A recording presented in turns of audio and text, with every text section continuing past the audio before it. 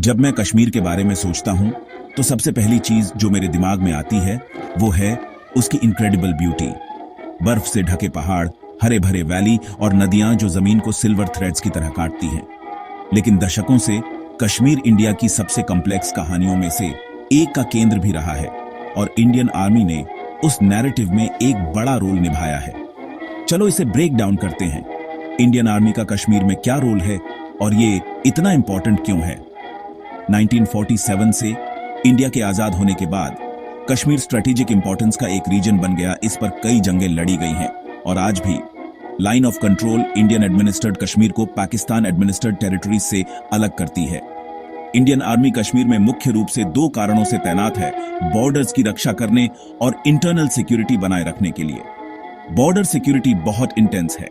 Soldiers दुनिया के कुछ सबसे ऊंचे और ठंडे बैटलफील्ड्स पर तैनात हैं, जैसे सियाचिन ग्लेशियर, जहां टेम्परेचर -50 डिग्री सेल्सियस से भी नीचे जा सकता है।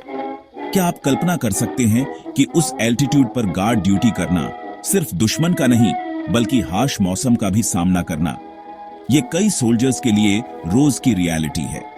कश्मीर के अंदर आर्मी एंटी इंसर्जेंसी ऑपरेशंस भी करती है। उनका काम टेररिज्म से लड़ना और शांति बनाए रखना है, कभी कभी बहुत मुश्किल परिस्थितियों में भी। ये सिर्फ गन्स और यूनिफॉर्म्स के बारे में नहीं है, इन सोल्जर्स का एक ह्यूमन फेस भी है। कई ऑर्डिनरी फैमिलीज से आते हैं। वे फेस्टिवल्स, बर्थडेज और कभी कभी तो अपनी शादियां भी मिस कर देते हैं, सिर्फ हमें सेफ रखने के लिए।